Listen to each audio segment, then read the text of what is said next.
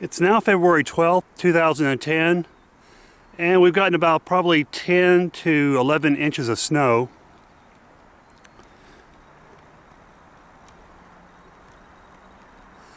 It's just beautiful.